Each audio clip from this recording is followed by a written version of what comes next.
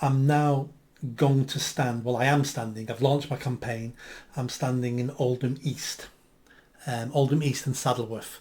So the Oldham is split into two: Oldham West and Oldham East. So I'm standing in Oldham East and Saddleworth for a parliamentary seat. The person who holds that seat at the moment is Debbie Abrahams, Labour Party. She's been there for 13 years. She's got a majority of 1,400, which isn't a lot when it comes to parliamentary seats. Some people, you know, have got majorities of like 20,000. She's got 1,400. Yeah. I picked that seat for several reasons. First reason was when I looked at the mayoral results about each council area, how they voted for me. Oldham voted for me in twice the numbers than anywhere else in Greater Manchester. In fact, in some areas, I think it was like Bury, Oldham voted for me 4 times as much as Bury did, but on the whole twice as much. So that jumped out at me straight away going, oh, something going on in Oldham. And then I needed to look at who held those seats.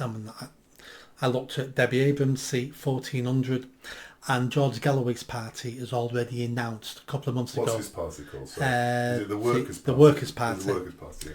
He's announced a candidate standing there, so he's going to split the Labour vote.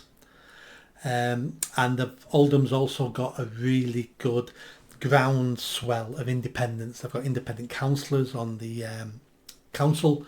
There's several big names in the area fighting for independence.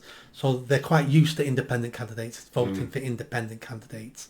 So when I looked at all those things, it was like, oh, Oldham East is really, really jumping out here as a potential place for me to stand. And I've worked in Oldham on and off for 36 years. I've worked in Oldham on and off, so I know parts of it really well. I've worked with Oldham Council for several years when I worked at Manchester Council. My charities worked in Oldham. So, you know, even though I don't live in Oldham, I've got some connections to Oldham there. So that was number 1 on the list. And then number 2 on the list was Bury South. But when I started looking at the figures and things, nothing was hitting me like Oldham East was hitting me, because Oldham East is definitely winnable. The Labour Labour vote's going to be split.